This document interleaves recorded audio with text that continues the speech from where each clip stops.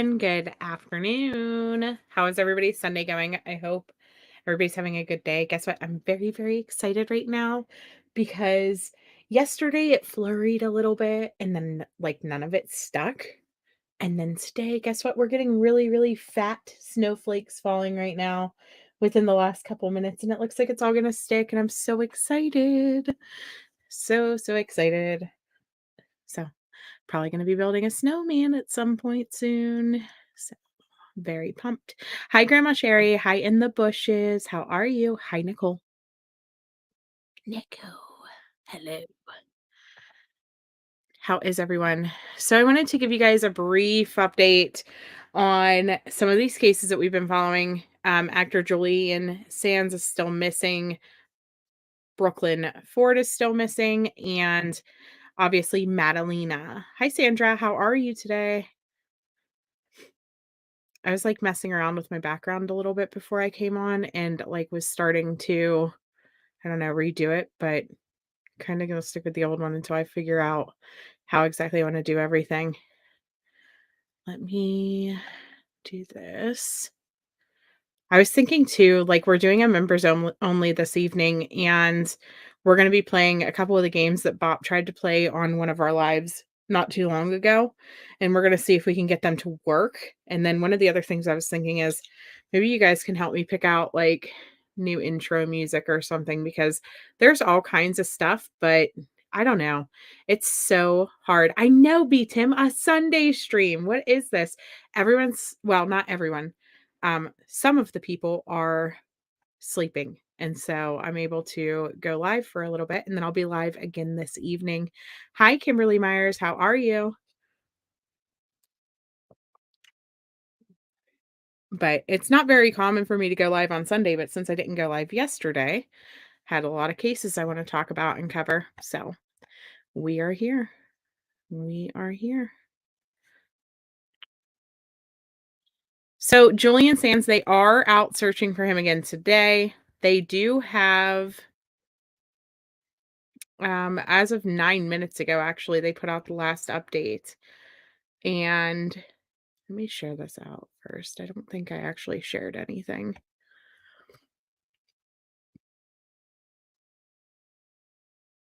Not now.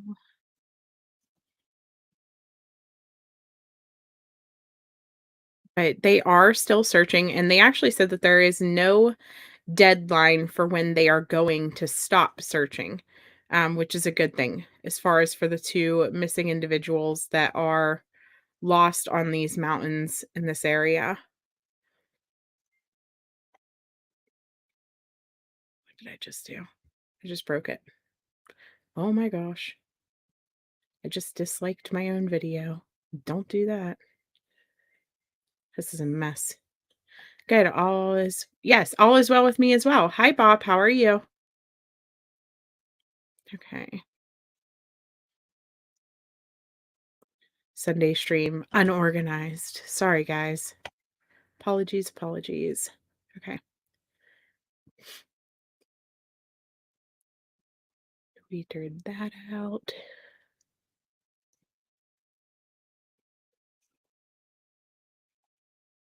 It'd be much easier if I would stop clicking the wrong thing.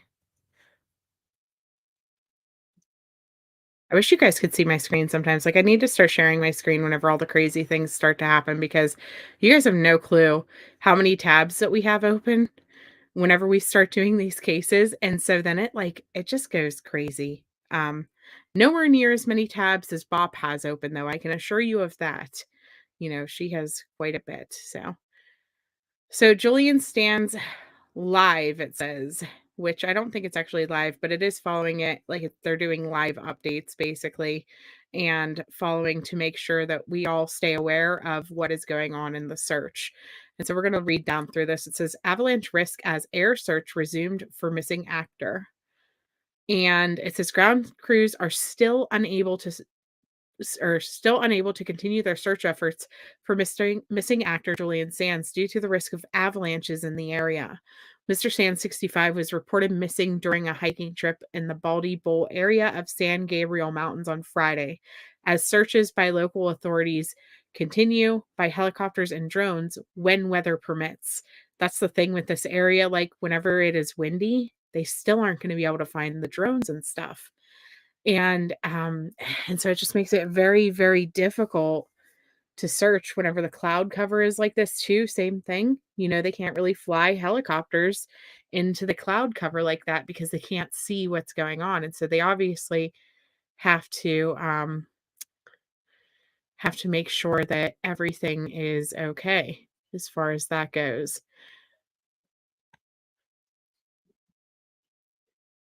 Okay, so then this says the air search is being resumed, but we have not been able to resume ground search due to icy conditions and the threat of avalanches. Gloria says, public information officer with the San Bernardino County Sheriff's Department told BBC on Friday. She said there was still no set time for when they would begin again. In other news, the phone belonging to Mr. Sands appears to show he was on the move, heading into the mountains area in Southern California on the day he was reported missing. The search has been ramped up as of late as officials use mobile phone forensics to help pinpoint the location of the actor. And one of the things that I read over the last couple days is his phone actually continued moving for 2 days after he was reported missing. So he was still alive and on the move for at least 2 days. That after he was after they began their search. But obviously, they've been having a tough time because of the fact that it's icy and they need to make sure that the hikers and everybody else is protected. Let me hop over to you guys. Um, yeah, Cynthia, we don't really know that yet, though. There is still a chance. I mean, as long as they have the ability to search, that he has the ability to be found, right? And so we're just going to hold out hope that he could still be alive. We don't know what type of preparedness gear he had with him, or if there was any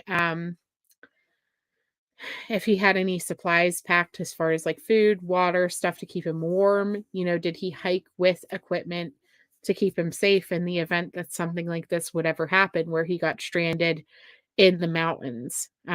He was an experienced hiker, and so hopefully he had the knowledge to do that, to be prepared and to have items with him for that case.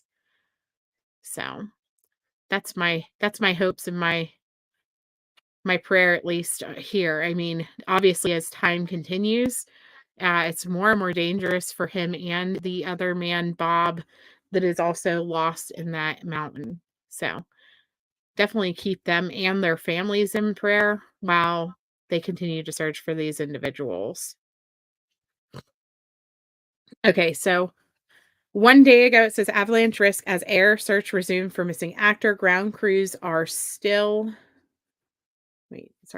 Ground crews are still unable to continue their search efforts for the missing actor due to the risk of avalanches in the area.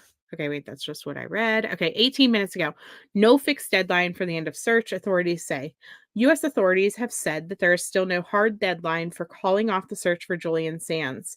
San Bernardino County Sheriff's Department said that the incident was still being classified as a search and rescue operation. We will schedule another ground search when the weather improves and is safe for our ground crews, a spokesperson from the department said.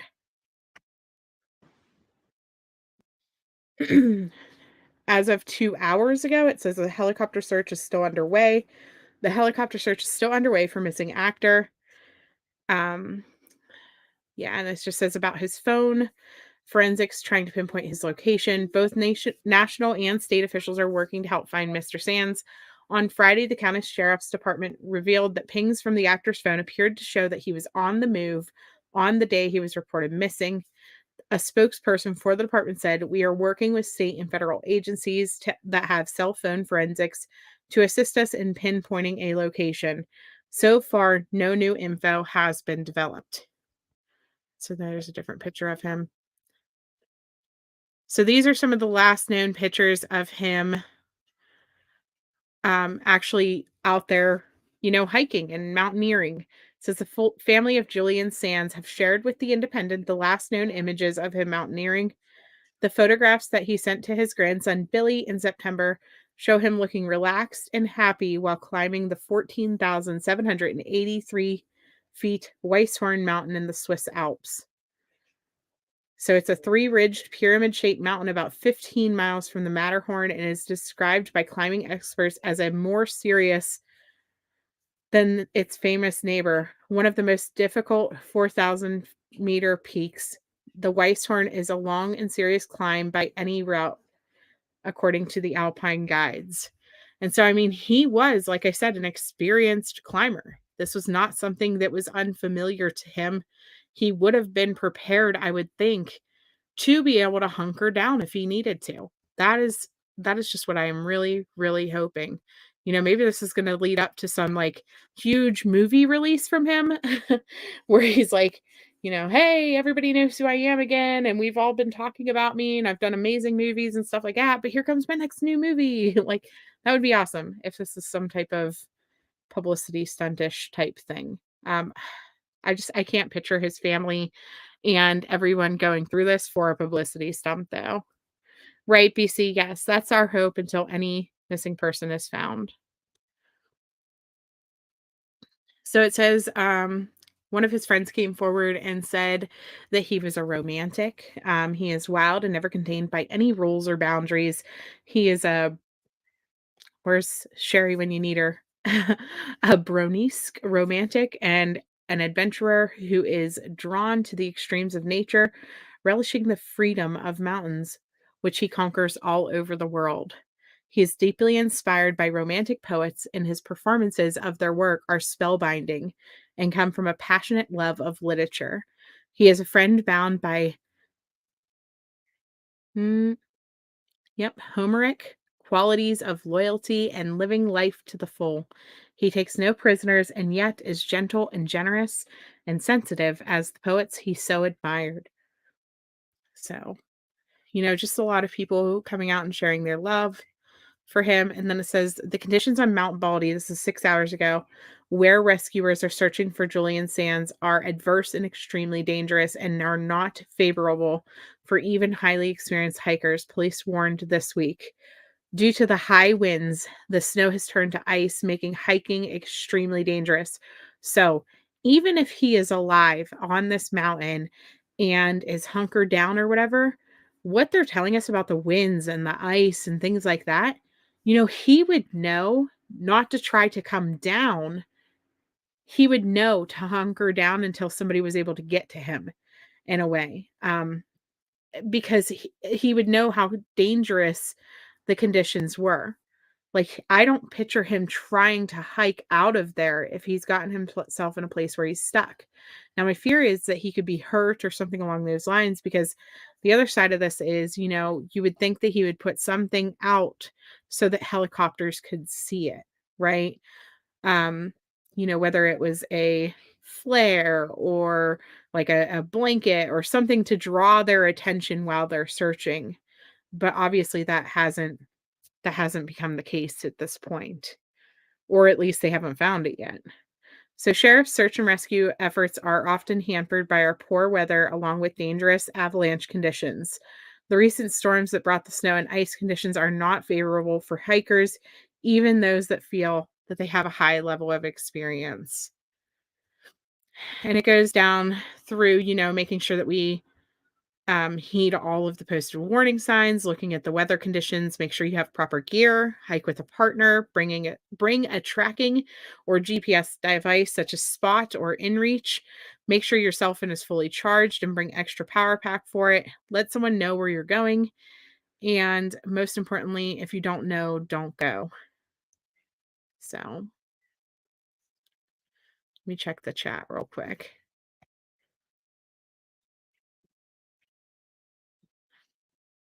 Hi, B Tim. Hi, JP. How are you? I'm doing well. Yes, they're super steep. He's missing, in the San Gabriel. That's exactly right. Mm. So, one of his friends said, "If anyone can get through this, he can." He's a powerful hiker who is always prepared and knows the mountains backwards. Someone who has climbed Mount Baldy with him before said.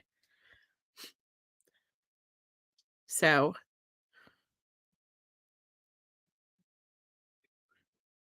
And okay, so let me go to this other one about him.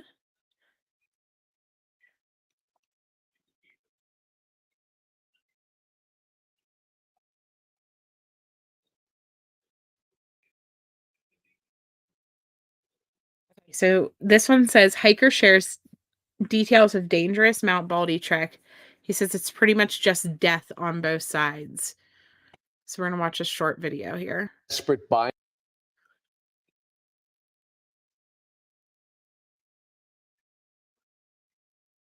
the hour for two hikers missing in different areas of the San Gabriel Mountains. One of those hikers is 65-year-old British actor and avid mountaineer Julian Sands, seen on the left of your screen.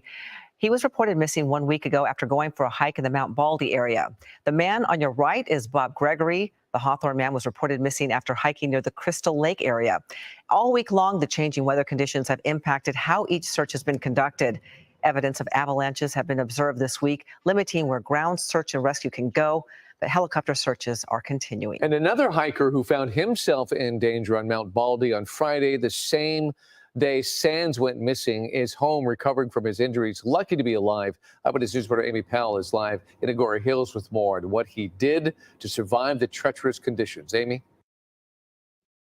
Oh, this is someone who also was stuck on this mountain at one point on the same Friday that he went missing. And it sounds like it's such a dangerous area. Like, I think they said 11 people died or had no, 11 had to be rescued. 2 died recently, though, I know, on this mountain. And it's just kind of scary to think that they I don't know, is there anything that they can do to like make this less dangerous or keep people from hiking on this specific mountain? It's kind of frustrating in a way if it's that dangerous to you get to a point where it's like, is it a I don't want to put search and rescue at risk. Does that make sense to go out and be saving people? But I also don't want to leave people on the mountain, if that makes sense too. Cause like, you don't want to leave them abandoned up there whenever something unfortunate happens. You have to send them help, but it's just frustrating. No, this is in California. So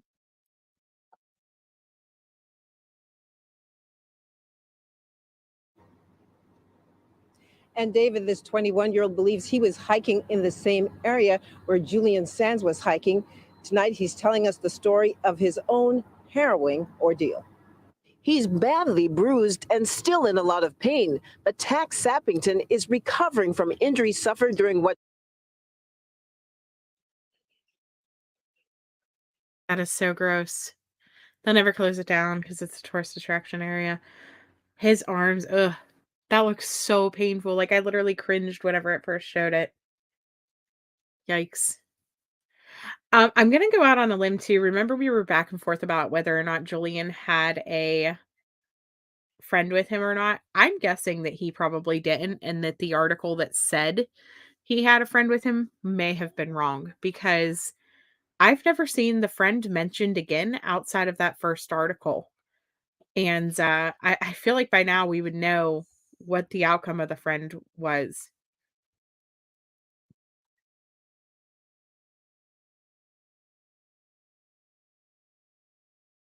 turned into a life-threatening hike on Mount Baldy. I know I'm extremely blessed and fortunate to be alive after that. It happened last Friday. The 21-year-old and avid hiker was alone, hiking for the first time in the snow-covered Devil's Backbone area when he got stuck along a very steep, icy trail. I didn't have an ice axe or crampons or any of the a rope or a helmet or any of the equipment you really need for the conditions like that. He sat down and started trying to.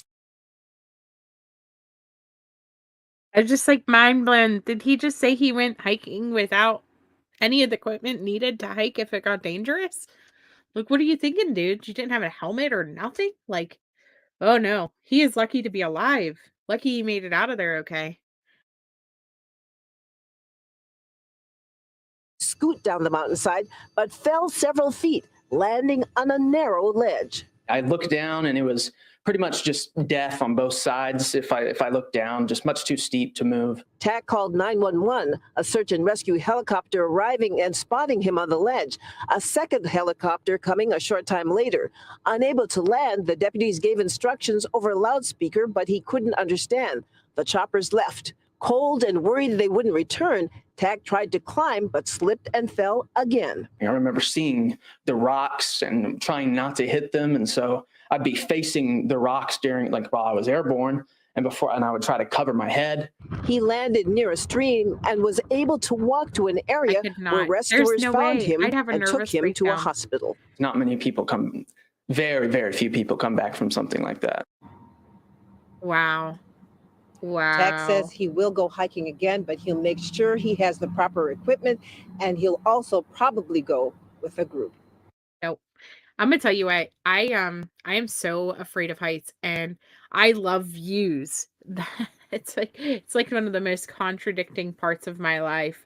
Like, I love the view of places. I love the outside. I love, looking at nature. It's just one of the most beautiful things that God has ever given us is the nature and the scenery around us. I've always been a sucker for that. That's part of why I love living in PA, because of the hills and valleys that we have and the way that the trees and stuff change colors. And it's just beautiful. Like, I just absolutely love it. But one thing that I have always struggled with is you get the best views from, the higher you go. And I've always been so terrified to, like, I don't know. For example, we went to this place called Fields of the Wood, and it's like an overlook over the 10 Commandments. It's just kind of like a place, that somebody did, and one of the best views, like, you can look out over this mountainside after you climb all the steps to get up to the top of it, and it's beautiful. It's beautiful to, like, look down on it, and I couldn't get the picture. I could not go to the edge and, like, snap a picture of it. I had to send my husband with my camera because I literally, like, I was having a nervous breakdown. Let me see if I can find the photo that I'm talking about, but it terrified me. I couldn't make myself do it. And then one time we went to Erie, and we went up a lighthouse up in Erie. That's one of their big things. They have a lot of lighthouses along the coast and stuff like that. And I love lighthouses. Like, my bathroom is decorated in lighthouses. It's one of the things, like, I love them. I think they're cool. I think they're little nifty things. And we went up the lighthouse, and I had a small panic attack and almost didn't think that I was coming down from the lighthouse without the fire department, because I could not, like, I was looking at the ladder and I just had a nervous breakdown trying to climb back down the ladder. It just scared the crap out of me. And so it's just one of those it's one of those irrational fears, I guess. I don't know.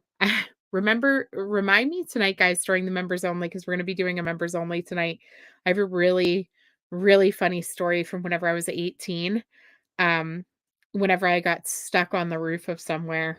Remind me to tell you guys that about that later, because yeah, it's one of those stories that, like, every time I tell it, it's pretty hilarious, but it also was I still think about it and get traumatized.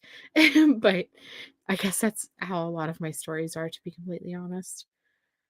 The very, very traumatizing moments. I can't find the picture. Hold on. Here it might be. Here it is.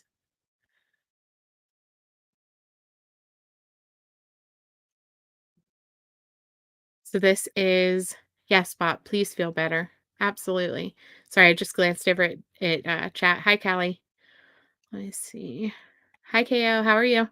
So that's an adult standing there, just to give you an idea of how high up we were.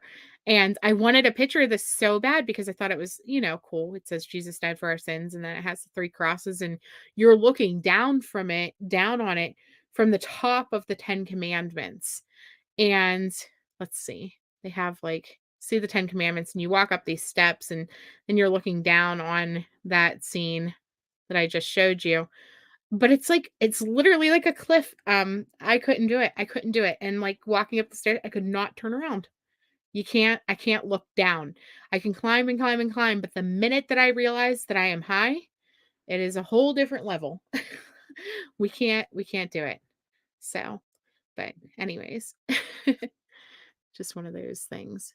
So I don't know, props to these people who can go out there and hike and do all of the things, props to the search and rescue crews who are able to go to some of the most dangerous places in the world and that are able to go out there and save people, and that are able to do what they can. I really hope and pray that, his phone pings, the fact that he was moving for 2 days after he was reported missing, the fact that he had his phone, and that he had stuff with him that possibly could have helped him be prepared to be stranded. I hope that there can be a good outcome for his family's sake. Please pray for them. So, yeah, I have issues, BC, I know. No. No. Listen, you're gonna have to face that fear and go skydiving. We tried that whenever I was, oh, I wanna say I was, like, maybe 12 or 13. Have you ever been to an amusement park and they have, like, the skydiving type thing?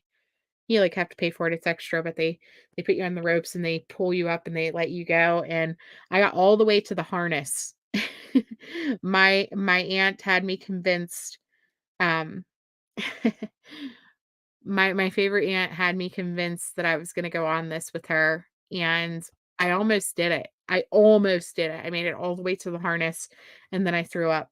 I threw up from the nerves and the fear and stuff like that right before they were getting ready to start pulling us into the air, and so got myself out of that one. You love to hike. You went up 200 flights of stairs to do a hike alongside a waterfall. You're terrified of heights. See, I am okay as long as I can still see the ground. And whenever I get to the top of wherever I'm going to go, like there has to be enough ground around me that I don't feel like I'm going to fall. I have to have like surface area. So, but yeah. So I did want to update you guys about Brooklyn Ford as well. I had talked to her mom. I've been talking to her mom. Her mom is considering doing an interview, but at the same time, they are in a situation where the police are really asking her not to post too many details onto social media. They're kind of restricted in that aspect because unfortunately, this is a situation where, as of now, they aren't um oh geez. Sorry, I just opened up her page and 100 feet, no railings. Yeah, I don't know about all that, Nico. I don't know about all that. Okay, so let me show you guys. Hold on. Here's some more pictures. This is pictures of him. This is pictures of the grandfather who has Brooklyn. Police have officially put out a warrant for Jeff Yexley. It was out the other day, but they hadn't made it public, and so now they are publicly getting news coverage and things like that about the fact that she is missing and that he is wanted in this case. So, let me get the warrant itself. Yes, the integrity of the investigation. Well, not just that, but they don't wanna spook Jeff, right? They don't want him to do anything stupid, and so they really want the family to not post as many details or anything about the investigation because if they start to find him, they don't want him to pick up and run, um, or anything like that, you know? But she's been missing for a week and 2 days now. She's been gone for 9 days. So it says, due to the extent of this case, the DCI has asked us not to post anything on Facebook or other social media platforms. We are allowed to continue to post photos of Brooklyn and Jeff, but we have to keep it very limited with information about the case until further notice. Please keep praying for the safe return of Brooklyn. And they did start a GoFundMe if you guys are interested in that. If you look up her name, you can find that. I'm not going to share it, but she also posted her Cash App and things like that. Without more details, I don't really like sharing GoFundMes. You guys know I'm very limited on which ones I post and not, and I haven't looked into it. I don't know in which ways the GoFundMe or any funds would be assisting in the search. And due to the family's history, it makes me a little bit hesitant. But please make your own decisions on that and decide if you would like to donate to that. But remember the other day whenever I first started talking about this case, you guys, and I was talking about kind of the drama behind the scenes of this little girl missing. It's absolutely devastating because the grandma and the people that are related to this Jeff, they're back and forth with Brooklyn's mom and family, and it's just been online, just fights and things like that, and it's just all public, it's all on Facebook, it's all out there, and it's just honestly, it's sad. It's really sad, and it's taking away from what's important, and what's important is the fact that Brooklyn is missing. She's 9 years old, 4'9", 125 pounds, blonde/strawberry hair, brown eyes. And they've been missing, like I said, for 9 days now. And so she really just needs her face plastered everywhere, Jeff's face plastered everywhere. And that's not to encourage, I guess, the silliness that's going on between the families, because they're just all frustrated right now and dealing with the stress of everything. So, okay, so here is, yeah, it is. It's unfortunate. It is.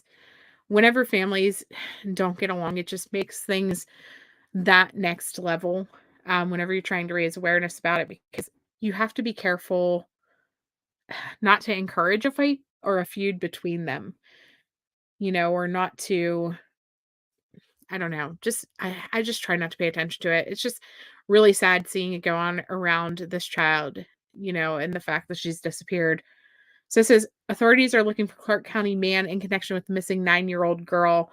48-year-old Jeff Yexley is wanted for kidnapping. This week's authorities issued a warrant for his arrest. In online court records, Yexley is listed in a guardianship case involving Brooklyn Ford. There was a hearing on Friday, which was the same day Ford disappeared. The 9-year-old is currently listed on the state's Missing Persons Clearinghouse website. Ford was last seen at Bradley Christian School and was wearing a red tie-dye sweatshirt, a blue and black coat, and carrying a black backpack. Yexley also has a warrant for failing to appear in court this week on drug charges. The Day County case allegedly involves meth and drug paraphernalia. And so what we had looked at the first day we looked at this case was he was actually pulled over, and whenever he was pulled over, he had firearms and enough meth in his vehicle that they actually arrested him on a drug dealing type of warrant for meth. And so yeah, it's a very awful situation. But as far as the custody goes, Brooklyn had lived with him and the grandma for almost 6 years, from what I understand. And obviously, with his arrest, with the different things that were going on in this house, and the fact that mom wasn't okay, but now she is, she seems to be doing very well. She seems to have cleaned her life up, and she was trying to get Brooklyn back. And obviously, they were fighting this with his arrest. Obviously, mom would have gotten her back. And so, grandpa kidnapped her. He got out on bond for his charges. He was supposed to be in court this week. He was supposed to go to the custody hearing on the Friday that Brooklyn was kidnapped, and he kidnapped her and ran. And at this point, they haven't issued an Amber Alert, simply for the sole fact that Brooklyn was in their care. I didn't realize I still had her picture up while I was reading all that. I'm sorry, guys. I did bring you over to the thing, but you can't tell because I left her picture up. But that's okay, because honestly, we were just looking at the news article, so there was nothing really there. But so, she had been with them for almost 6 years, and I don't know. I don't know if he feels he's protecting her by running. I don't know if, it's one of those I'm not going back to jail and I'm taking a hostage with me type situation. I have no idea. But what it comes down to is The police aren't issuing an Amber Alert because they don't feel that she is in imminent danger. Even though they know that he took her, even though they know all of those things, they don't feel that she's in imminent danger. And so they have not issued an Amber Alert. The vehicle on this flyer is actually incorrect at this point. He has ditched that vehicle and he is in a different vehicle. We're unsure what vehicle he's in. But mom said that he has connections all over and they could literally be anywhere at this point. So definitely need to circulate her flyer and get her face out there. You're disgusted by people who hurt children in any way, put them groups on Solitude Island. From what we know, though, he may not have hurt her ever. You know, this might be a situation where he's thinking in his mind like he's going to protect her from mom. You know, he didn't want her to go back to live with her mom. I mean, he raised her for 6 years. She was 3 years old. That could be like his own baby in his mind. And you figure he's only 45, 48. 48. I mean, he would have been young even whenever yes, he is a truck driver. He is a truck driver. Exactly, BC. The important part is for her to not get hurt and to be found. Yes. That's really all that matters in this. And so we're going to keep circulating her flyer. I may update this to include pictures of him now that police are officially coming out and naming him as a kidnapper and putting him as a suspect. So now that that's official, I'll probably add his face to this flyer, and I'm probably going to take the Ford truck part off because we know in the same token that that this flyer basically is nothing now or that the truck is nothing now because he fled without it. Hi, Laced and James, how are you?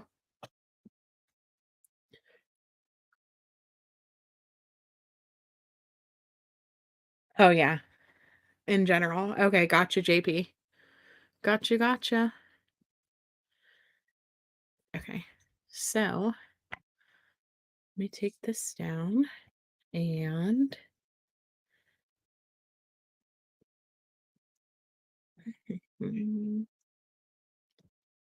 so I want to talk about Madalina next, you guys. And oh, Brooklyn Ford, one last thing. She does have a Facebook page.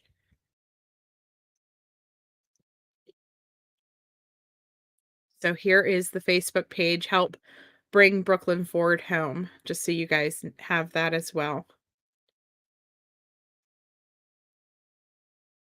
Yeah, he could be innocent. That's why, well, he could be innocent of the drug charges or something along those lines, but he is at this point interference with custody and kidnapping. I mean, we know she's with him. He literally went to the school and picked her up and ran. So he could be innocent of the other stuff, which is why we have due process. You're correct. But as far as the kidnapping goes, I mean, at this point, we know exactly what happened as far as that goes. And if you watch the last video that I made of her, there was actually a video that she put out on a Facebook page, or not Facebook, YouTube page, the day that she went missing. She recorded a video. And honestly, I want to check that because I wonder if she's uploaded anything else.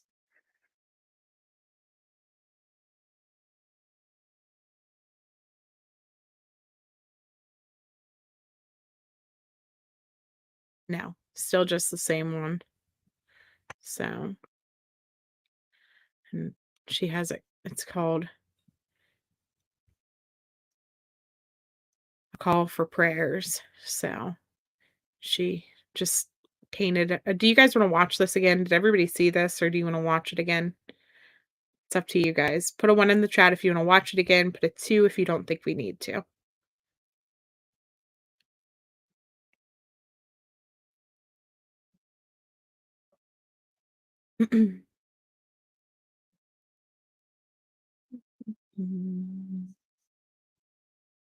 Wow. No response. No 1s or 2s. Okay, haven't seen it. Good. I'll do it. Thank you, Kimberly, for responding. I want to tell you about how things have been going. So I have my mom, Carrie Exley, Jeff and Carrie Exley. Can you please subscribe to the channel? I want you to pray because my other mom, Ashley, she's been trying to take me away. It's been 6 years. She doesn't understand. No, she cannot take me away anymore. But she's trying really hard. Can you please help us? Please pray for us so I cannot be taken away. I love my family. I love my farm. I love everything. Please help us so I don't get taken away. Please pray for us. Please subscribe to the channel. And because I love my family, I don't want to be taken away from it. My family is perfect. And at the end of my thing, I'll show you a picture of what I've been drawing during this time. You're really going to like it. I've been using my paint. And I think you're really going to like my painting. It's pretty cute. And tough is hard. Life is very, very tough right now. Can you please help us out so I don't get taken away? And can you please subscribe to Carrie and Jeff's channel? Just look up Carrie Exley and Jeff Exley. And you'll find their channels. It's really good. They post a lot of good shows. And you can see me when I was younger. And it's been just 6 years. I just want her to get it. Please, don't take me away. But no, she's going nuts.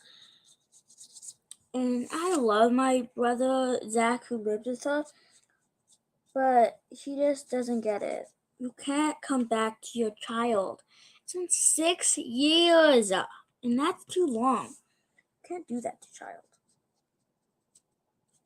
It's very, very long.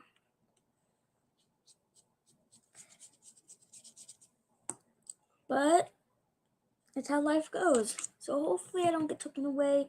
Please pray for us to Jesus.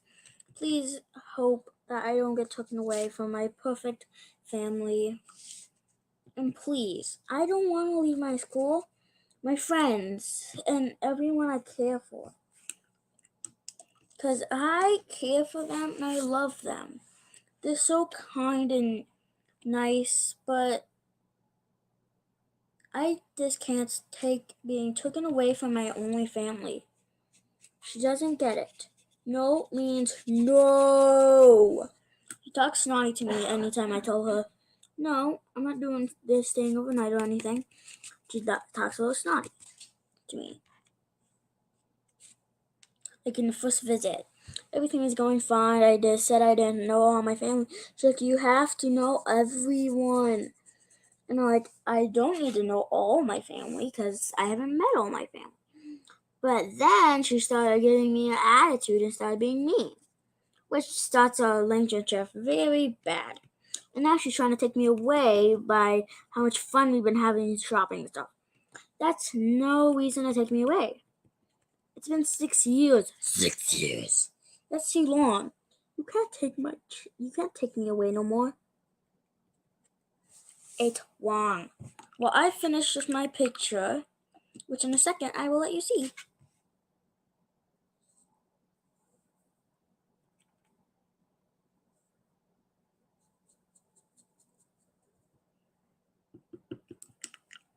And I am done.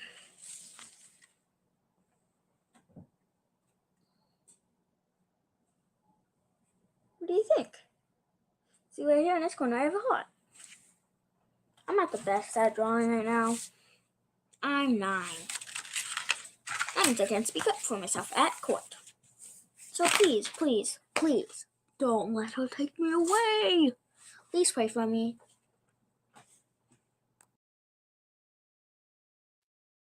I think the thing about this is, like I said, this was posted on the day that she was actually reported missing.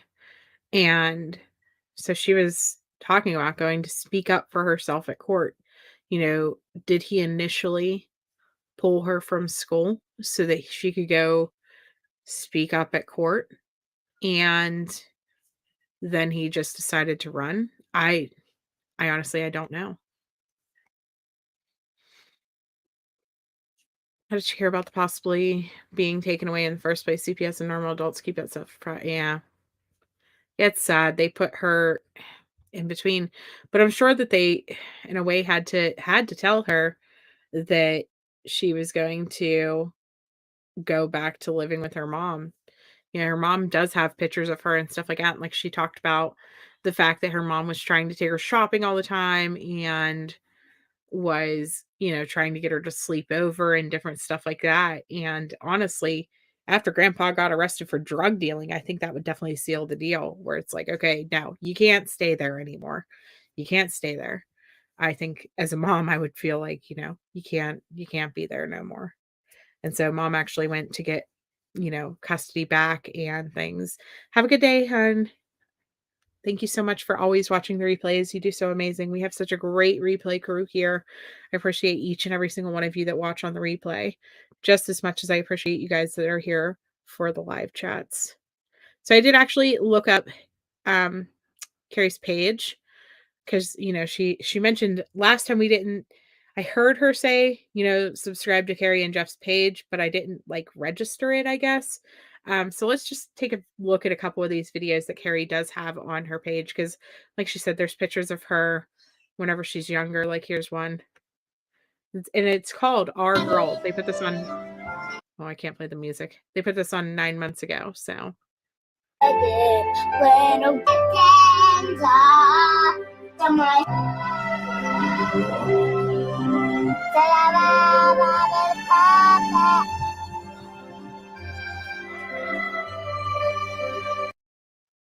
have to mute in between.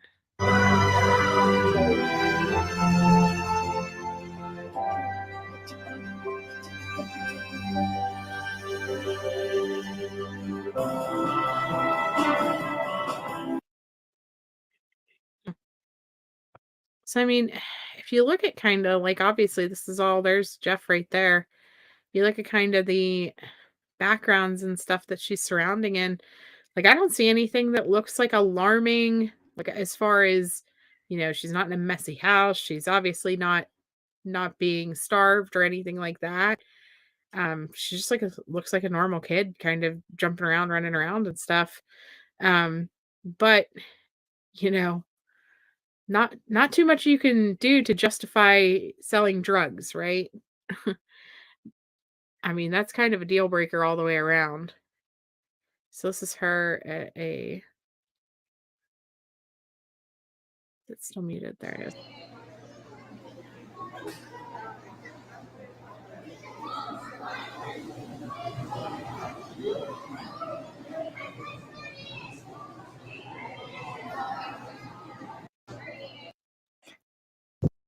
Hi guys, my name is Brooklyn.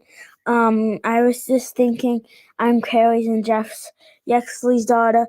I was just wanted to say you should read these books. Oh, did you catch that? She says she's their daughter. Like they have been raising her as her daughter, as their daughter. This has got to be devastating for her. You see what I did there? Which part, Nicole? Which part did you see? Laugh maniacally. Just gonna keep playing this. I'm gonna start at the beginning, actually. They're really good. Hi guys, my name is Brooklyn. I was just thinking, I'm Carrie's and Jeff's Yexley's daughter. I was just wanted to say you should read these books. They're really good. They're about the Bible, and they're really fun for kids. Right now, I am on the second one that I just got reading it. It's pretty good. I just wanted to say you should get it. You can, if you go to the Christian school, you can read the chapters too. It's a pretty good school. Hi guys, my name is Brooklyn.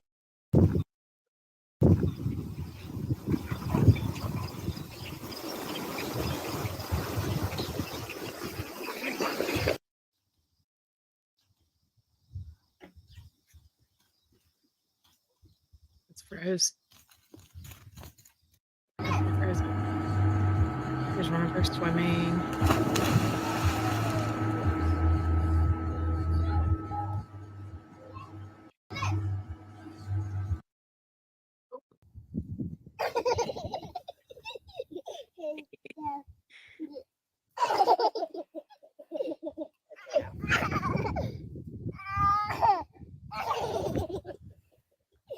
I don't know whose kids those are, but that laugh was so adorable. Oh my gosh!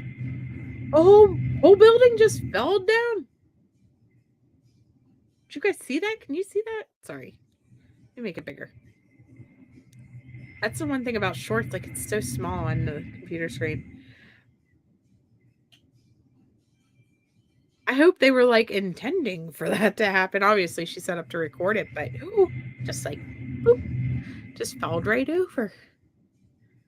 Heard it out. Look at that. Heard it out. Oh, K-Max. that's her riding quad.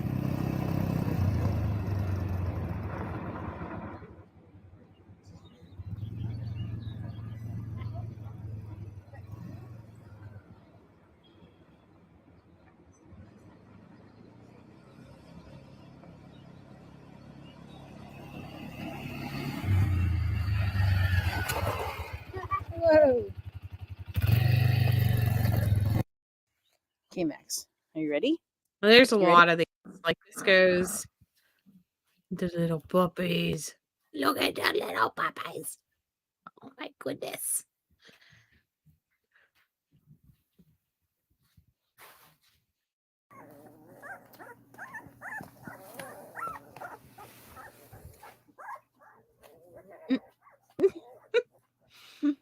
He's too fat to climb over the other fat one. Poor little guy. He's starving to death.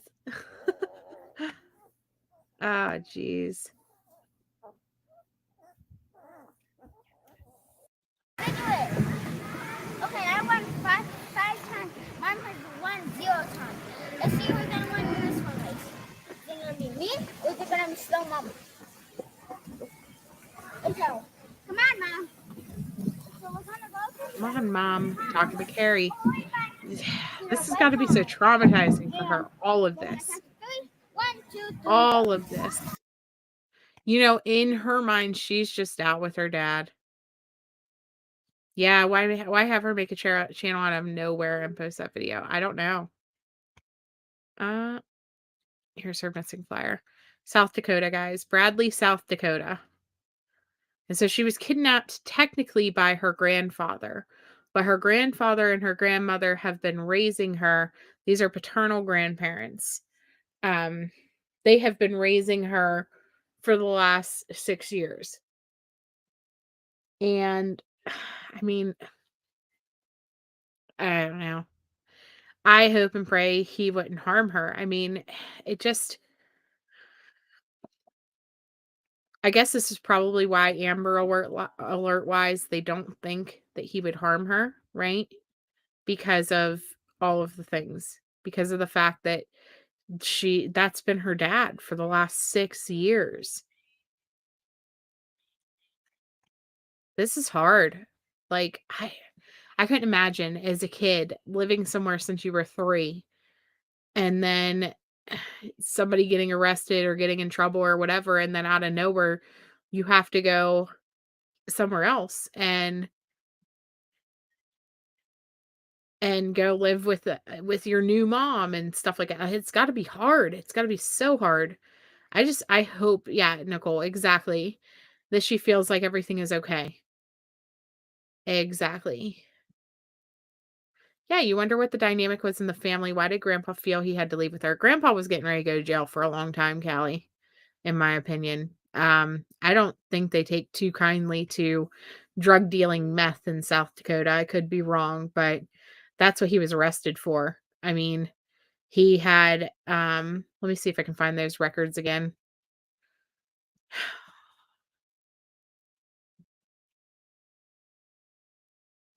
Oh, give me a second to pull them back up. I think I saved them, but I also just emptied my computer drive into different thumb drives and things like that. And so I've got stuff saved, but it's on different locations than what I would prefer it to be. So give me a second to see if I can find it. And if not, then I know BC probably has it saved in her phone and she could probably send it to me probably quicker. And then I will find it. Oh, no, that's not him. Give me 1 second. It's probably on. Actually, let me just go to Mom's Facebook because I know that that's where it was found originally and that she had posted them.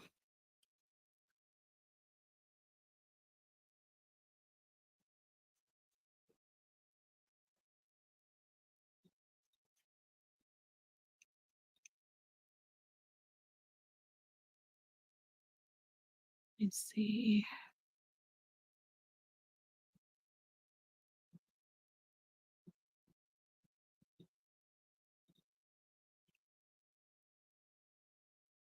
Yeah. The court records from Grandpa, BC. Yeah. Yeah, most states frown on meth dealers. Yeah. I'm not questioning whether or not Brooklyn should be with Grandpa. I don't think that Brooklyn should be with Grandpa. Let me make that clear. Brooklyn needs to be brought home safe. I'm just saying that as a child going through this situation, you know, this would be freaking hard. This would be so hard as a kid to be in this situation. I mean, and people are talking in the comments, it says you should be ashamed for bad mouthing Jeff. That little girl is his whole world. For being such a concerned mother, you sure don't show much emotion on any post, just bad mouthing Jeff, trying to make him look bad. Your daughter don't even like you and has bad mouth as you. As her mother in front of me and Jeff, nice caring person. He said, Brooklyn, don't talk about your mother like that. We people need to come together and stand up for this man. I don't think we can stand up for him. I'm gonna make that clear. I don't think that there is any defense for for drug deal. What do you say to that? I would never be like, hey guys, we should allow drug dealers to be foster caregivers. Like that's not what I'm doing here. What I'm saying is after 6 years, that is all this baby has known for the last 6 years. And we see kids all the time want to be around, people that probably aren't the best for them. Um, it just makes it very difficult. And the fact that they were, she might have deleted them to be completely honest, because I'm scrolling through her page and I don't see, but I don't know. I don't know. It's very difficult.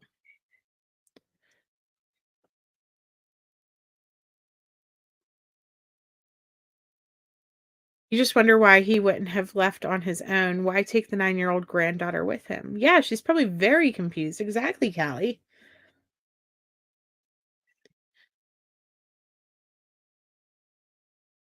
Oh, yeah. I'm sure that's why he took her, because he knew that they were gonna be losing the battle.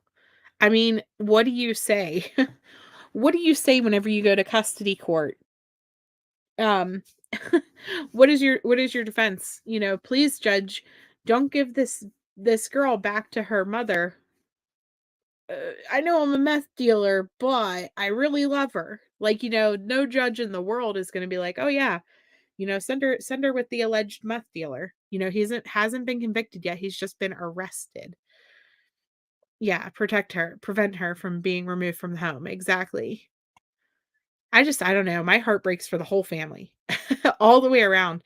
And it's no wonder that they're feuding back and forth on Facebook and stuff like that. It's absolutely no wonder, because honestly, they are, I don't know.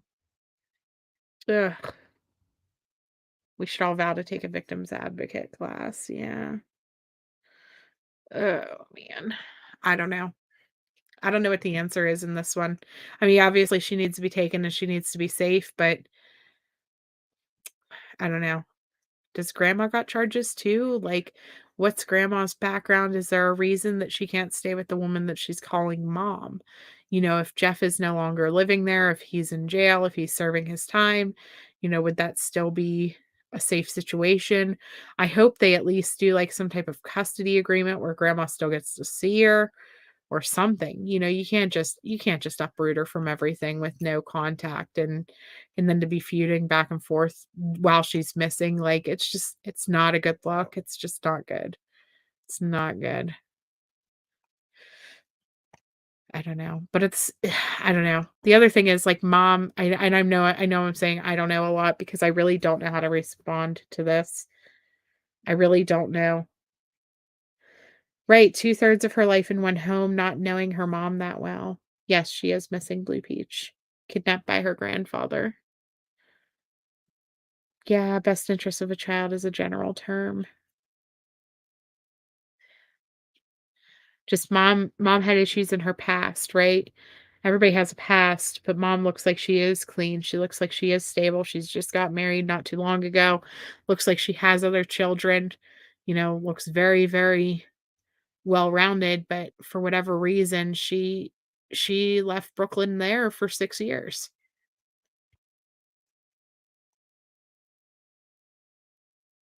I mean, obviously, she's been seeing her because Brooklyn mentioned in that video about her taking her shopping and things like that, but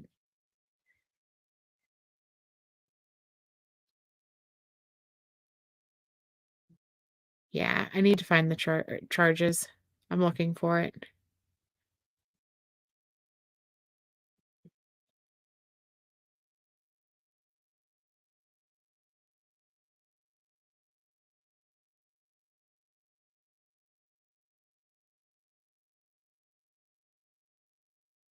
Let me see.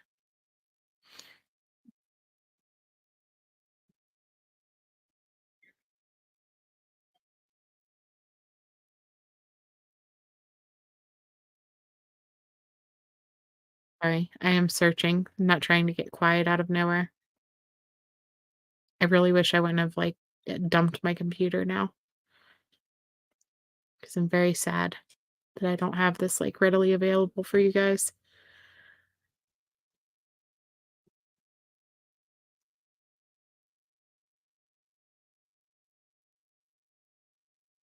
Mm.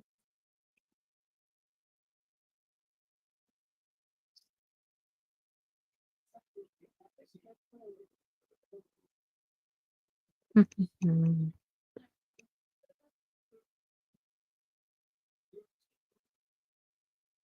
don't know. Oh, no, I totally know that it's not right for a child to stay with a parent dealing with meth. They found his truck.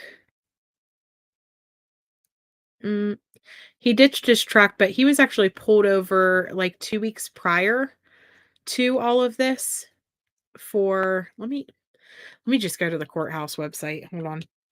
Um, he was pulled over, like, 2 weeks prior to this disappearance for drug dealing.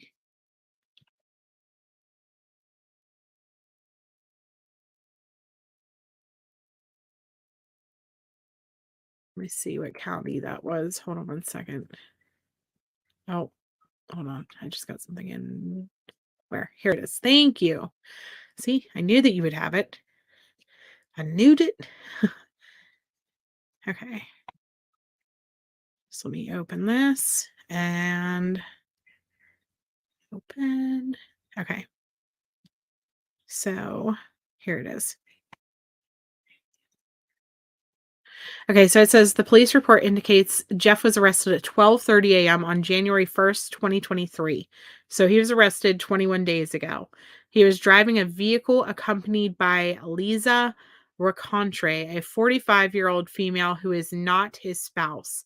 Methamphetamine and drug paraphernalia were located throughout the vehicle, and Jeff had a torch lighter on his person.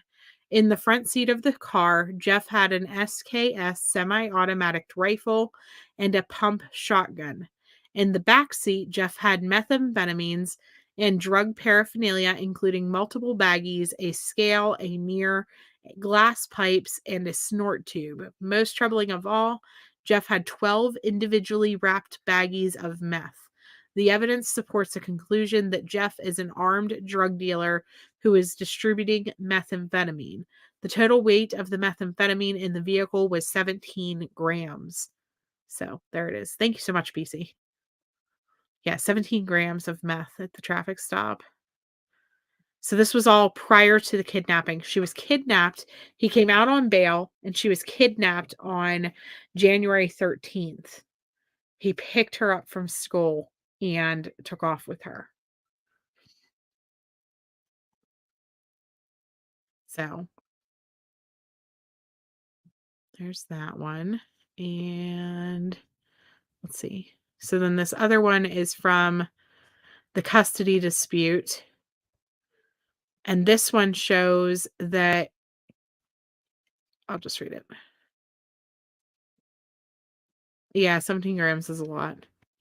I know I have too many things saved too, but now it's on different thumb drives. And so I thought that I had left everything for my active cases out, but I didn't, apparently, because obviously I didn't have these like readily available. Okay, so this is from the court records for the custody dispute, and it says, I have serious concerns about domestic violence in the household between Carrie and Jeffrey. Carrie filed a petition and affidavit for protection order on July 1st of 2022, just over 3 months ago. In her petition, she alleges Jeffrey slapped her twice, grabbed her throat, and pushed her down in the gravel. Even more concerning, Carrie stated that Jeffrey suffers from addiction and needs treatment. I do not know if she is referring to drugs or alcohol, but I have serious concerns either way. And so this is all part of the petition that Ashley, Brooklyn's mom, filed for courts to cause this custody hearing to take place to begin with. You know, she wanted to make sure that Brooklyn was in a safe environment. Because like I said, although Ashley in her past has had issues, she does seem to be doing very well right now. And, you know, she's watching this situation going on, and obviously Carrie and Jeff are not doing as well. You know, they're not having yeah. She may be used to talking the high down, hence her being so vocal. Heartbreaking case. Yeah, you feel so bad for Brooklyn. Reason we got Juliana from Biodad and Donor, she was beaten. Oh, that's awful, JP. Hard to see pictures like that in court with her biodonor sitting there, looking like he climbed out of bed. That's awful. I'm so sorry. I am so sorry. It's just all crazy. I don't know. This case has a lot. It honestly does. And the more you dig into it, the more you actually pull up the family in general, the family's records in general. It's a lot. And so what's important out of all of this is that Brooklyn gets found. You know, the courts can sort everything else out. They can sort out where she belongs. They can sort out all the things. But we need to find her first. We need to get her to a safe place, because I will never say that somebody who has been arrested and accused of being an armed drug dealer is the best babysitter in the world, right? You know, he probably should not have her. That is my opinion, you know. Let's see. He did 6 months. Wow. Being a kid is hard, right? Domestic violence and drugs are not a good combination for kids or anyone. Exactly. Wow. 6 months. That's crazy. Yes, thank you. Domestic violence hotline for anybody who may be listening that might need it. If you know somebody who needs this information, please share. Domestic violence is becoming a rampant issue in our country, and people need to know that your voice matters and that you are allowed to say that what's happening to you is not okay. It is not okay. So, lots of videos though on Brooklyn, you know, on the shorts and things like that. But I just, horrible, horrible, horrible. Okay, so I do want to also talk about Madalina to update a little bit about what's going on in her case. She has been missing for quite a while now, and it's just devastating that we don't have more answers than what we do yet. It's the mono. Mhm. So this article came out. This is from News Nation. So credit News Nation. It is from 2 days ago, and it's January 20th, and it's what we know about Madalina. So let's listen to this a little bit, and I'm going to pause throughout to discuss and do, fair use stuff. But thank you so much, News Nation, for combining kind of what we know about Madalina so far. I guess it would help if I turn the volume on. Attention. And it involves the disappearance of an 11-year-old girl from North Carolina named Madalina Cojocari. It has been almost 2 months since this little girl was last seen in public, just before Thanksgiving. Can't believe it's been But 2 her months mother and already. her stepfather waited 3 weeks to report her disappearance. What happened Almost during 3 those 3 months. weeks is a question that we still cannot answer. And we still don't know where Madalina is now. Derek Dellinger with our News Nation station in Charlotte has been looking into the case. If there is new information out about the Madalina Cojocari case, police are not saying it. Most of what we've been able to get has specifically been from court records. But to get a full understanding of the case, you have to start at the beginning. That's the thing too. If you're seeing quote unquote new information coming out about Madalina, it's probably not true if it didn't come from a news, not even the news, because I'm gonna tell you, there's been a lot of bull crap put out lately on Idaho 4 that is coming from news stations that is just as clickbaity and fictitious as some YouTubers put out. And so just be careful. Use your thinking hats and be aware of if it's not coming with a specific named source, not an unnamed, secret, anonymous. If it lists any of those words in it, always question it, because if it's not coming out with a actual named source or it's not from the police department, it's probably not true. I mean, I could call People Magazine today and be like, "Hey guys, I'd like to be anonymous, but I want to tell you that, I was best friends with Brian Koberger up until about 2 years ago, and we did blah blah blah blah blah blah blah." And People Magazine's going to go out and be like, "Oh, anonymous source tells us that Brian Koberger, I don't know, licks windows for fun," or whatever, whatever I wanted to lie to them and say, and they don't follow up, they don't fact check, and they just run with it because they can just put anonymous source.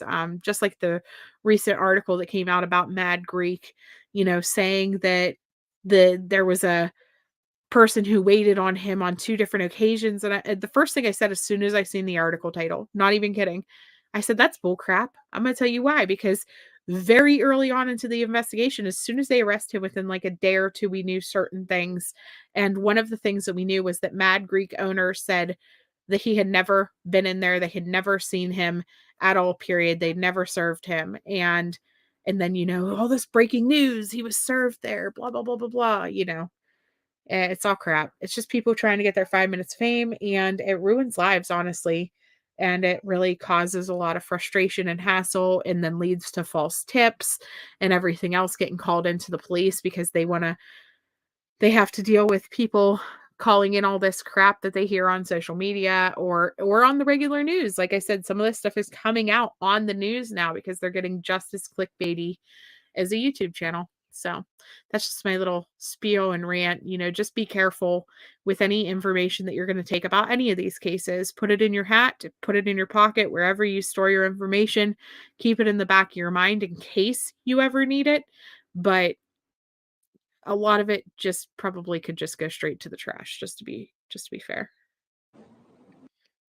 Among the pixelated faces on this video is one that is clear as day. Madalina Cojocari is getting off a school bus. It's November 21st, just before Thanksgiving break, about 5 o'clock. This is the last time she was known to be seen by anyone else other than her mother and stepfather, Christopher, Miss Cojocari, both of which are now facing charges.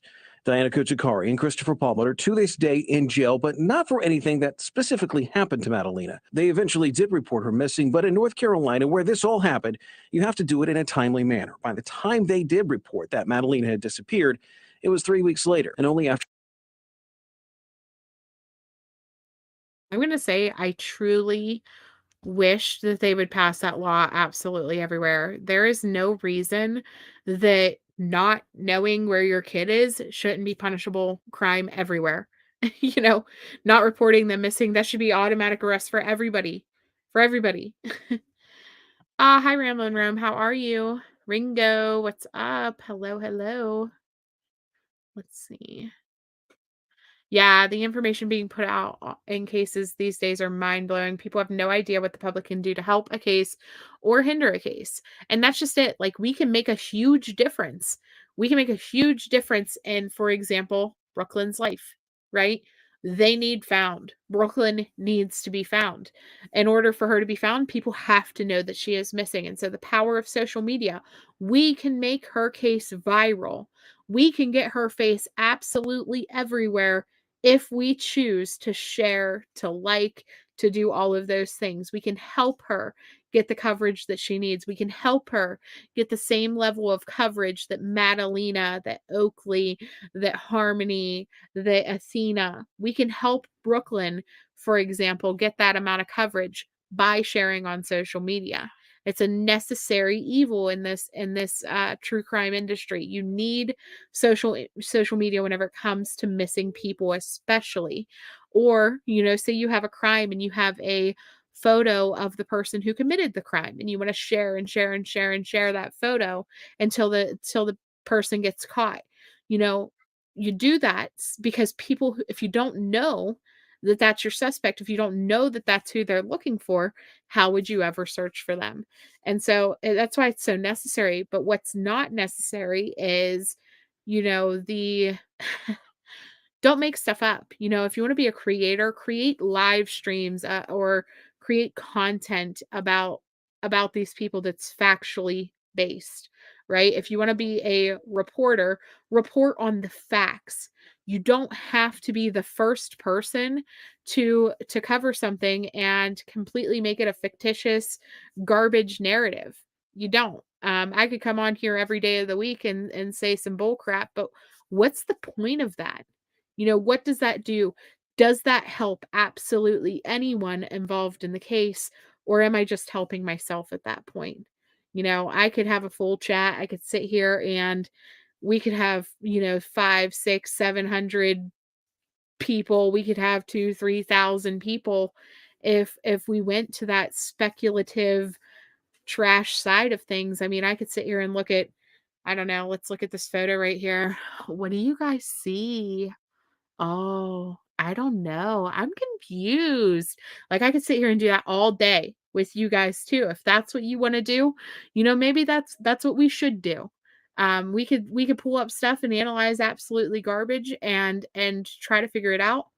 Or we can discuss crimes, we can discuss our theories, we can discuss how we're feeling and what we're thinking, but we can also do it in a factually based way that can actually truly help these cases. And that's what I want to do. And that results in slow growth. That results in us moving slowly to go, and to climb up through the scales of YouTube and things like that. Guess what? I am okay with that. I am okay climbing one subscriber at a time. I am okay climbing one member at a time, one $5 super chat at a time, whatever. I will go as slow as it takes to make sure that my entire audience has the same level of integrity and respect and everything everything else that's in here. Because it's nice to have a family that we are like-minded and we talk together and we love each other and we care about each other and we're able to discuss these cases and we actually truly care about the victims and the people in these cases. 150%, right? So, sorry guys, I just went off on a little rant there, but it's frustrating. It's so frustrating. Yeah, facts matter. Sorry, I'm just now reading the chat. Yeah. Yeah, use the streets for good. You decide. Integrity and purpose. Exactly. Pray for rock and roll. Exactly. We can do so many things. So many things. It's our choice. It's our choice. It's my choice what I put out there, but it's also you guys' choice what you choose to share, what you choose to watch and things like that. And we all listen, I'm gonna tell you something. We all we all sit in the drama streams every now and then. You just gotta relax, you gotta take a load off, you gotta watch what's going on, you gotta laugh at the crazy, right? We all do it. We all do it. But the difference is most of the drama streams aren't actually trying to share a face like Brooklyn's, right? And the ones who are usually doing it for the wrong purpose.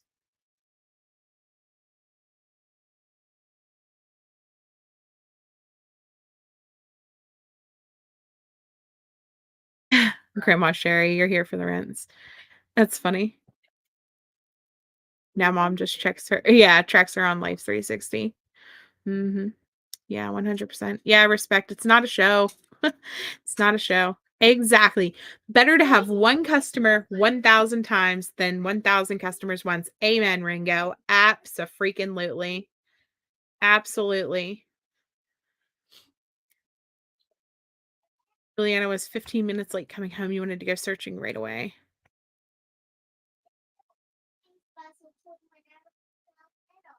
Yeah. We miss streams like this while while you're in the drama chats. Yeah. I get it. It happens. Right. It's not entertaining. This isn't there is nothing about this that makes me be like, "Wow, guys, I can't wait to get on and talk about a missing dead girl," or, to get on and talk about a missing child or, talk about a mom who was murdered. I can't wait. I don't sit there and, like, talk to my family like, "Ooh, I can't wait to do that." No. No. I mean, this is devastating to creators.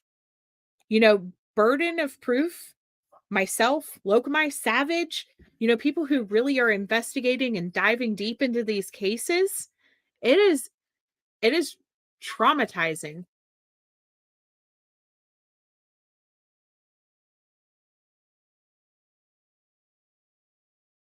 This is a mentally and physically draining job.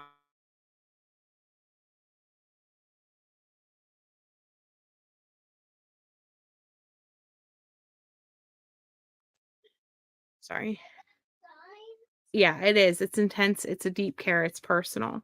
Every single one of these cases, every single one of these children, every single one of these people that we cover, it's it's a lot. It is a lot. You have to connect to each case on a certain level in order to cover them with the integrity and passion and emotion that we do. Every single face, you remember them. And honestly, the ones that I have trouble remembering their names are usually the ones that are found safe because I'm like, "Oh, thank God," I take them out of my stress bank because I get very stressed out doing this. It's a lot. It's a lot. But it's worth it, right? It's totally worth it to me to do that. You're gonna switch to drama next month. Stop it, Savage. Get out of here.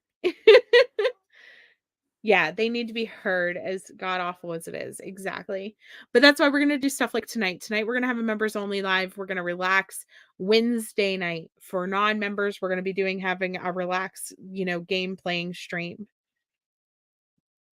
And tonight's kind of like our trial run trying to figure it out. But that way, there is times that we can just relax.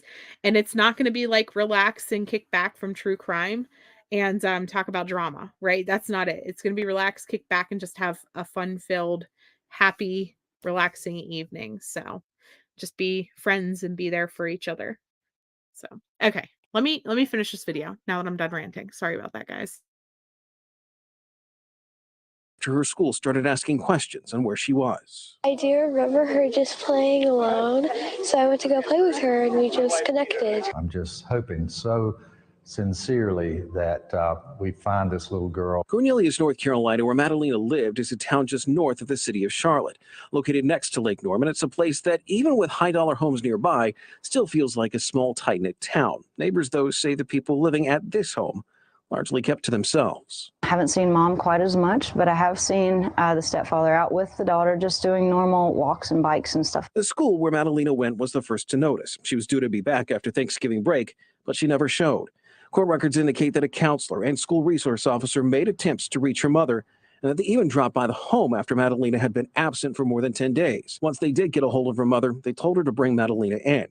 On December 15th, Madalina Cojocari showed up at the school without her daughter, saying that Madalina had gone missing. Missing 11-year-old girl from Cornelius. Madalina Cojocari's family says both her stepfather, Christopher Palmer, and her mother, Diana Cojocari, were arrested. Investigators say they've conducted interviews across state lines. The news started gaining traction. People in the community started to worry. I pray for her safety. Bring her home, wherever she is, bring her home. Cornelius police from the beginning.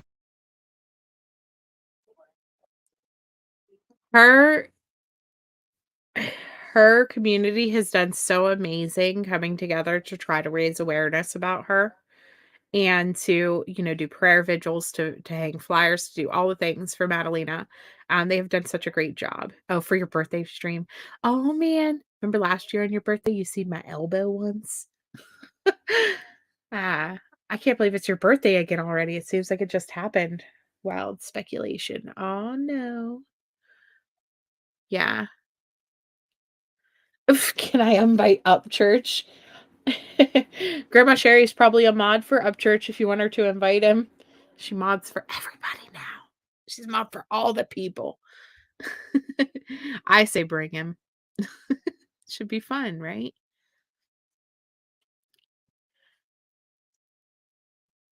Have been on a desperate search to track her down. Neighborhood door knocks, working with the North Carolina State Bureau of Investigation and the FBI, even searching the waters of Lake Norman. But no sign of Madalina. But as time has gone on, more information on what police have been looking for has come out. When Christopher Palmer and Madalina Cojocari eventually did go before a court on their charges, court records said that after the November 21st video, Madalina was still around, but according to the arrest sheets for both, there were conflicts on when both parents last saw her. Palmer said he last saw Madalina a week before she went missing. Madalina Cojocari saying that she last saw her daughter on November 23rd, the same night her and her husband had an argument. One thing is for certain, though, after that date, no one saw her. Palmer reportedly took a brief trip to Michigan during that time, and during the time Madalina was last seen to the time that she was reported missing, Madalina Cojocari reportedly took a trip to the mountains of western North Carolina. The fact that there is 2 different trips that took place, one to the mountains, one to Michigan, that scares the crap out of me because you have such a large span of space that they could have taken people. So you don't mod for everyone. Grandma Sherry, you mod for as many people as B. Tim goes on panels. Just saying.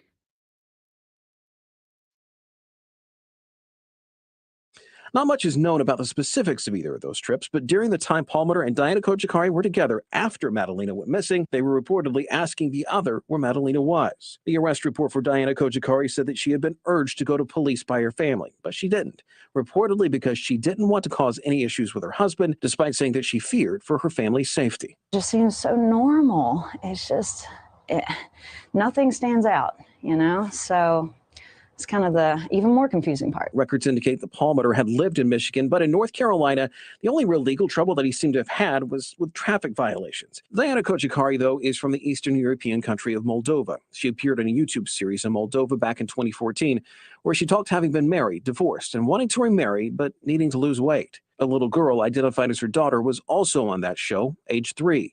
While she didn't identify that girl by name, that girl would now likely be 11, and likely is Madalina. In a later video, Madalina Cojocari had a ring on her finger. Not much is known about the couple or their life with Madalina in Cornelius, but that is something that Cornelius police have been working to figure out.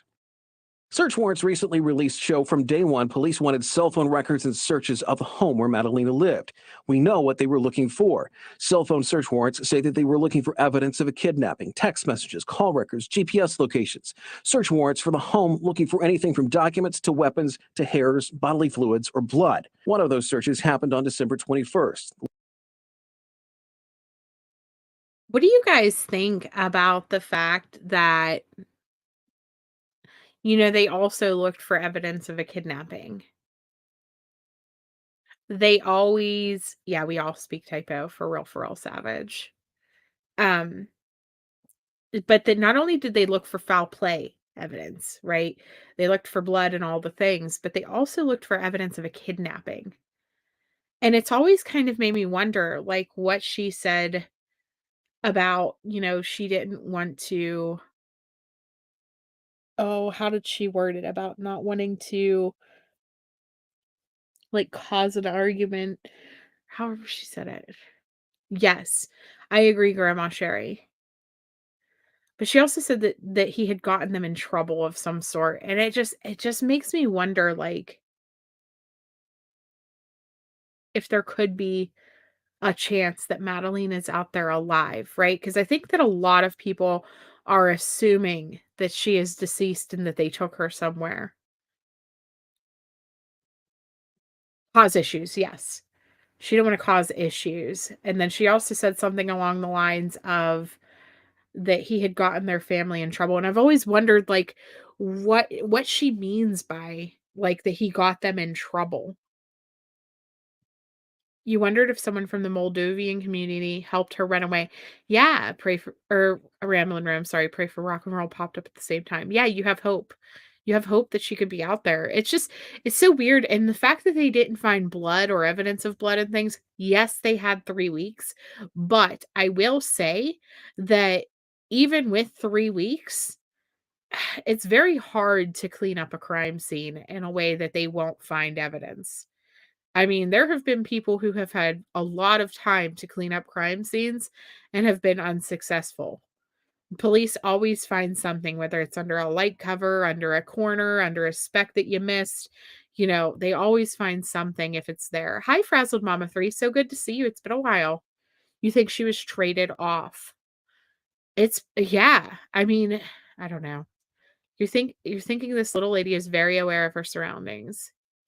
The tips prior are concerning, right? The trips prior are concerning. Yeah. I don't know why I said tips. I can't read. See, I even read typo. You guys might type typo and we understand it, but I read typo and you have to decipher the letters that I miss because of my dyslexia sometimes. Good luck with that.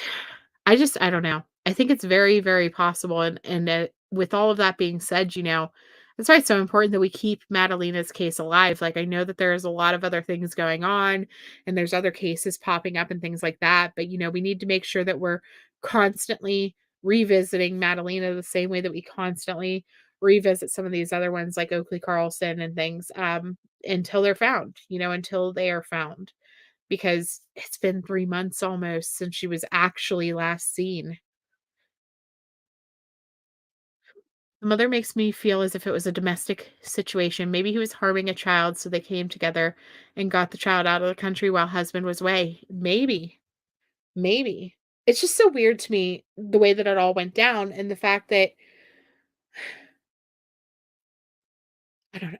I guess okay, if mom had something to do with Madalina's disappearance, why did mom go to the store or to the store? Oh my god, why did she go to the school and as if she was going to present Madalina?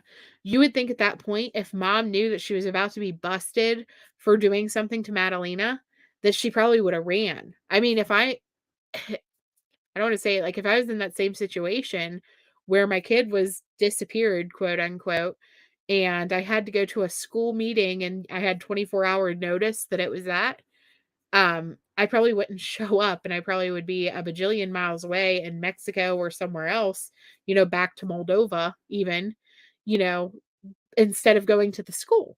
But she went and she sat down in the school and she's like, "Listen, my daughter is gone." And so either she doesn't understand our laws and how they work that well, or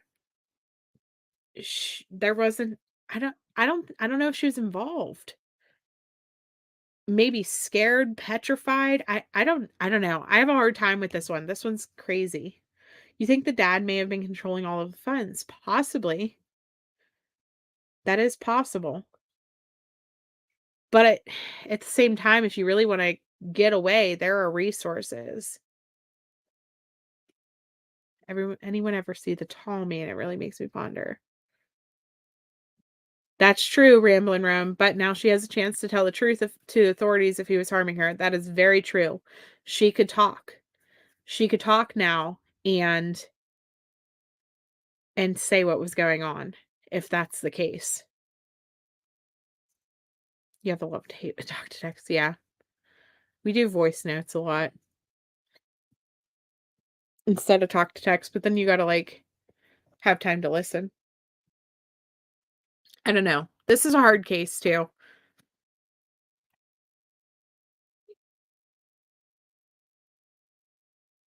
So, let me hit play again. List of things that they pulled from the home, redacted by a judge. And again, while we know what they were looking for, there's no indication if they found that evidence. Legal experts we spoke with say this is common to cast a wide net on a case specifically like this. It appears that they don't have a clear indicator one way or another, certainly acknowledging the fact there are many things that remain confidential, but to cover all possibilities, you would certainly want to have a search warrant that was broad enough. To this day, both Christopher Palmer and Madalina Cojocari only face one charge each: failure to report the disappearance of a child to law enforcement. It's a felony, and even with all the questions surrounding this case, police know Madalina's mother and stepfather know something, and they need to tell it. This is a serious case of a child whose parents clearly are not telling us everything they know. Cornelius police say they're still working to clear up any discrepancies in their timeline. In the meantime, Madalina is still officially considered missing. Marnie? Derek Dellinger from. So thank you so much to News Nation for that clip. Again, credit to them. They did a great little summary there. Hi, Unsolved Cases. How are you? You think the stepdad did something. Mom knew but was afraid, and maybe going to school without Madalina was her cry for help, but her trip to the mountains is still sus. Yes. Yes, the trip to the mountains is very sus. There's so many things in this case that are sus. You know, the trip to the mountains, the trip to Massachusetts. No, not Massachusetts, Michigan. Where did he go? Not Mass. It was one of the M states. One of the ones with an M. Was mom a mail order internet marriage? He may have trafficked her. Yeah, I hate to think about that. I hate to think about that, Ramblin' Rome.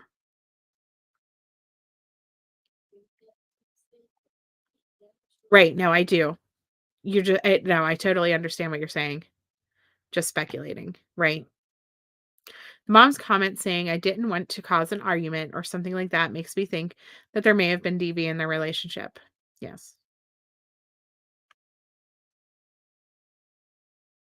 Michigan, right? I'm like, I know it was one of the M's.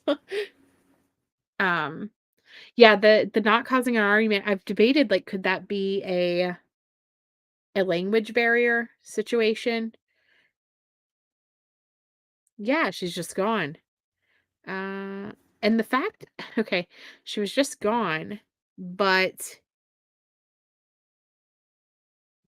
she was just gone, but at the same time, you know, she didn't call. She didn't call whenever she was just gone.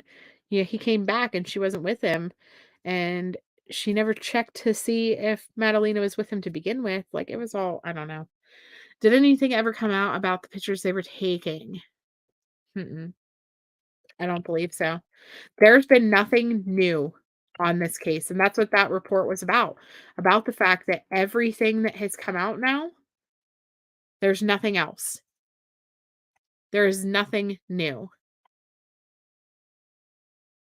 Other than, you know, there's a couple articles that came out, but there's nothing new from police. Let me see. Where are we at? Okay.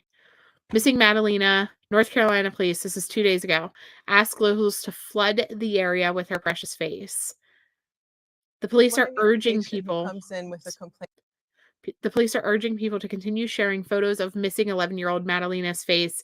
In December, authorities arrested and charged the 11-year-old parents, Diana and Christopher, with failure to report a missing child to law enforcement after Madalina's disappearance from her hometown in Cornelius, which is just north of Charlotte, around November 23rd, 2022. Thank you for continuing to spread information on social media to help us find Madalina, the Cornelius Police Department said in a Thursday Facebook post. We still need your assistance in continuing to flood the area with her precious face. My concern is if something happened, if you start talking, if we want to put on our foil hats and start looking at things like selling her and trafficking and hiding her even from him, if there was some sort of abuse, even flying her back to Moldova or any of those other things that we could think of outside of the realm of death, right? Or even if she ran away, could she have possibly packed a backpack and ran away and they just assumed she was come home? All of those things. If you think of all of those things, Madalina could be everywhere. And so don't just flood North Carolina and South Carolina and the Carolinas with her face. Her face needs to be everywhere, because if this is a situation where she could be walking the streets with some, horrible person or something along those lines, we need to know what she looks like. We need to remember Madalina's face. And so CPD, along with North Carolina State Bureau of Investigation and FBI, continue to search for the missing girl. Madalina's disappearance wasn't made known to police until December 15th, when they told school officials that local police that she had last seen her daughter go to her bedroom the night of November 23rd around 10 p.m. after she and Chris got into an argument, the court documents state. On November 24th, Chris drove to his relative's home in Michigan to recover some items. Her mom went to her daughter's room around 11:30 a.m. that morning to discover that the 11-year-old was gone. She waited 3 days until November 26th. Like, could you imagine waking up, your daughter's gone, you were expecting her to be home, and then waiting 3 days to call your husband and be like, hey, or talk to your husband and find out that she wasn't with him? Like, she just assumed that he took her with her. I mean, based off of the way that this reads in the court documents and the way she told it, she just assumed that she was with Chris. And whenever she found out on November 26th, when her husband returned home to ask whether he knew where Madalina was, Chris apparently asked her the same question. And so November 26th, why did nobody call the cops? At that point, why didn't you call the police if that's the case? If you, honest to God, thought that your daughter was with Chris, and you just assumed that he took her with him. Whenever he came home on November 26th and she wasn't there, why did nobody phone the police at that point? That's a huge, huge red flag in this. Huge red flag. Uh-oh, aliens. Alien portal? Oh no. Sorry, I'm just now checking the chat. Okay. Which other mother has a missing little girl that went on a trip to the mountains prior to her going missing? You just don't like it.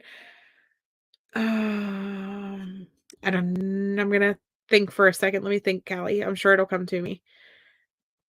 Mom's Facebook was weird. Yeah. If they really care for the child, everything is kosher. Why wouldn't you tell 3 safest people on earth worship? You're right. Happy to keep flooding your platforms. No foil hat needed. Right. This is sadly happening. Exactly. No. Well, T Stout went to the Garden of the Gods, but it wasn't right. Trafficking is a very, very real problem. Very real. I think, though, it's less often trafficking is less often what we perceive it to be. We think of trafficking, we think of, Joe Schmo down the road kidnapping a kid or buying a kid and selling it on the black market or chaining it up and using it for personal use and things like that. And it's more often actually family members and things of that nature that are using and selling their child, unfortunately. And it's very, very sad. Very sad, the reality of trafficking. Don't get me wrong, the other style does happen, but nowhere near as often as the people closest to the children. And obviously if they did sell her or trade her into trafficking at all, that would be that same type of situation where it was the people closest to her that defiled and put her in that situation, and that's devastating. Absolutely devastating. Daybells, seal. Summer Wells. Yes, okay. Garden of the Gods is kind of a mountain. It's like a giant rock, to be completely honest. Yes, hope we get answers unlike Little Lena Cahill. You also believe it has to do with her foreign-based community. Yeah. Okay. So let me finish reading this. So it says when detectives asked Diana why she waited until December 15th to report her daughter missing, the mother said she was worried it might start a conflict between her and Chris. Security camera footage from Cornelia's school bus shows the 11-year-old girl exiting the bus November 21st, the last day Madalina, a sixth grader, showed up for class at Bailey Middle School around 5 p.m. Earlier this month, CPD asked the public for first-hand eyewitness information from anyone who may have spotted a light green Toyota Prius or a white female in the Madison County area between November 22nd and December 15th. Madison County is a rural area near Asheville situated in the Appalachian Mountains. And so this is the car and what they were looking for. So while CPD told Fox News Digital that it does not have any additional information to add about the case, the department is encouraging the public to continue to share her picture and looking for anyone who may have first-hand information about her whereabouts. I mean, this could be a situation too where Chris up and left because he was tired of fighting, and I think that all of us are looking at him as if he could be the bad guy, he could be the domestic violence person, he could be this abusive man. This could be a situation where they got into a fight, he up and left for a couple days to cool down or do whatever, and at some point, mom snapped and harmed Madalina or did whatever to Madalina. I think we so often think of the guys as the perpetrators, but it's a very real chance considering that police put out her car and her information and where her last locations were known to be, that she could have been the one that was literally last seen with Madalina. So Madalina's family penned a handwritten note expressing their concern for a missing 11-year-old, which CPD shared with the public December 22nd. It says, Madalina is a beautiful, smart, kind, and loving 11-year-old girl with greatness in her future, the family wrote. We are desperate to find her right now. She needs all of our help. So the search for Madalina remains active and ongoing. The FBI is assisting the CPD with its search. Authorities are asking anyone with information on her whereabouts to contact CPD at 704-892-7773. So, hi, Crazy for Reptiles. How are you? I don't see you, but I see everybody saying hi. Oh, there you are. Hello. Welcome, welcome. Yeah. Yeah, let's make a difference. Exactly. Oh, thank you, JP. Thank you so much. Could not do it without my team. I have the best mod team on YouTube. Best mod team on all the platforms, to be completely honest. Not only are they my supporters, but they're my friends and part of my family. And I have the best viewers as well. You know, you guys really carry the channel and help carry our mindset and our ability to be able to keep doing this. Couldn't see Heartbreak day after day if it wasn't for people like you guys helping push us along and carry us through. So absolutely beautiful girl. We need to share this flyer out. I'm going to get a copy of this, post it on my community wall, and make sure it's on my Facebook and all the places. I'm going to update Brooklyn's probably within the next hour or so, and I'm going to post that on all the platforms as well. That way it includes a picture of Jeff so that it's out there and it's updated. We don't know their vehicle now, but all of them absolutely need shared absolutely everywhere. And let's help get Brooklyn viral, guys. Please, please. You know, her mom is desperate, her family, the police, all of the people. We are so, so concerned about Brooklyn's well-being. And we honestly, we need a Taylor Berry situation where we get her face out there and it leads to her being found, because that's exactly what we did for Taylor Berry. There were so many channels, so many people sharing his flyers, and it helped bring him home. And another one, Jojo Morales was another one that we helped share his face. We helped push social media awareness for Jojo Morales, and somebody in Canada recognized a boy who was kidnapped from Florida. In Canada. That was because of people like you guys. That was because of everybody in this audience, you know, that share and share and share these flyers out. And so I appreciate every single one of you guys so, so much. You will never know. Never know. I love you guys so much, though. I'm going to go ahead and close up. I do have to go to the evening service for church. And after church is over, we will be doing a live stream tonight for members only tonight. Wednesdays will be open to the public. It'll be a relaxed stream tonight. We will not let B. Tim pick the animal video. Won't happen, Grandma Sherry. That one's for you. B. Tim always picks weird animal videos.